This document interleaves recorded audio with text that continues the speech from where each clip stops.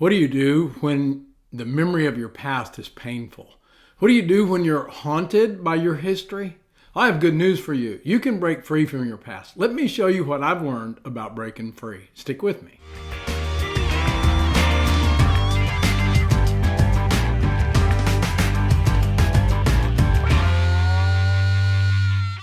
Today I'm reminded of one of my own Hall of Shame failures. 45 years ago today, God gave Debbie and I our precious baby girl, Mindy. Like all dads, I was happy to bring her home, to win her heart, to become that special someone in her life. But unfortunate for her and unfortunate for me, at that point in my life, I probably had the emotional maturity of a toddler. And that's not much of a stretch, if it's a stretch at all, being transparent. Well, every time I held her, she cried. Every time. And you can imagine after a long time, finally, somewhere along the way, I just said, fine, if that's the way you want it, and I quit trying. Well, now, fast forward about 8 years. We're on vacation. We're visiting at my dad's house in Indiana. And after a couple of days, he'd had an opportunity to see how we relate as a family. The kids were out playing in the cool Midwestern grass while Dad and I are sitting on the back porch sipping on a cold Dr. Pepper.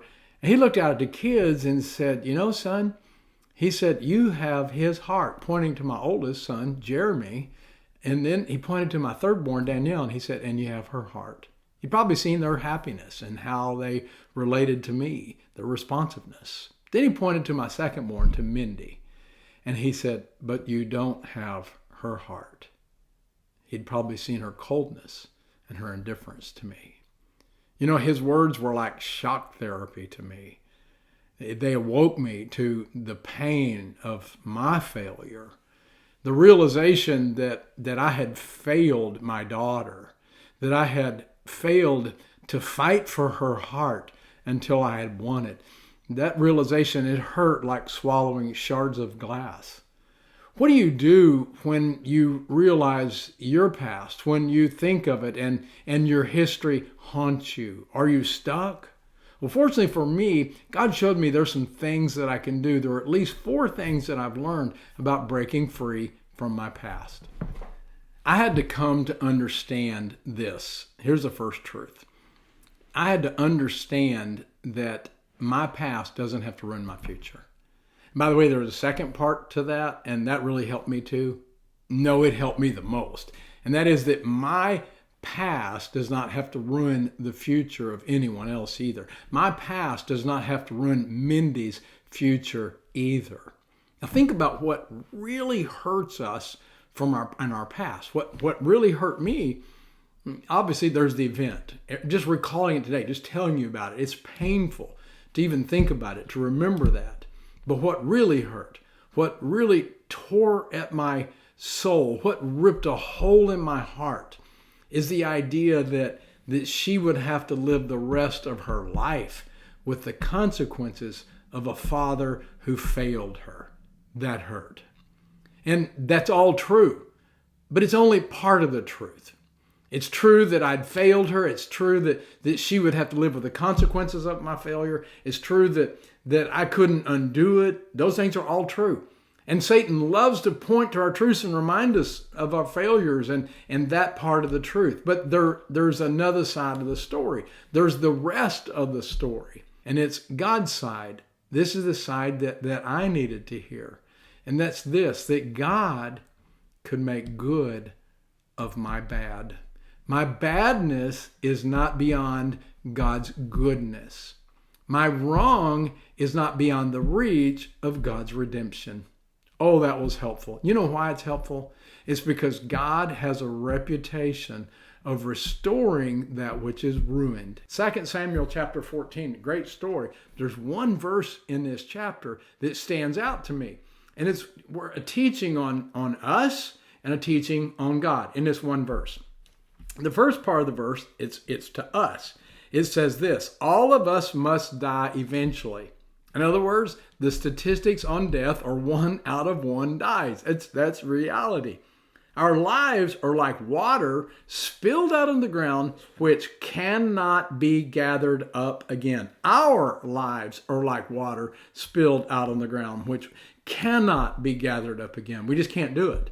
A life lived is a life lived. Water out of a hose can't be put back into a hose. A failure made is a failure. That's just the way it is. We can't undo that which has been done. And that reality is what hurts so much. But listen to this other side. This is God. But God, and I always love it when you read but God does not just sweep life away. You watch water spilled on the ground. He doesn't just sweep it so that it dries up. No, instead, what's God do? He devises ways to bring us back when we've been separated from Him. When we've blown it, when we've failed, when we've ruined something, God devises a way to bring us back to Him. God, He doesn't devise. Think about it. What does that word mean? He figures out a way. He invents a way. When there is no way, God invents a way to restore us back to Him. God can redeem our wrong. Now, as Paul Harvey used to say, now you know the rest of the story. Nothing's beyond the reach of His redemption and restoration. You know what the truth is about this? Is that God can take my failure and turn it into not just something good, but something better than if I had never failed at all. That's crazy, but it's true because He's God. Now, I've been telling you my story. Let me ask you a question. What's yours? What is your if only? You know, when we think about our past failures, is if only I had not. If only I had. And sometimes it's what's done to us. Maybe it's when you were a child, something was done to you, or maybe it's something that you did. If only when I was a child. If only when I was a teenager. If only when I was away at college. If only, whatever it is, when I was away on that business trip. If only I had or had not when we were married. This is what I want you to hear. Your past is not beyond the reach of God's redemption. Your past has not ruined your future. It hasn't ruined the future of anyone. And now that you know that, and now that I knew that, I was able to take the second step. And this is critical. Here's the second step. For me, I had to identify what hurts, that which I had been covering up, that which I had been denying. Now it's time for me to bring it into the light, to expose it to God so that He can begin to heal that which is broken. Do you want to know what God did for Mindy and me? This is really good. What God did for me, He can do for you. I'll share with you the next 2 things that we've got to do to find freedom from our past when you join me next time. Hey, until then, may God help you to live that life that you were born to love.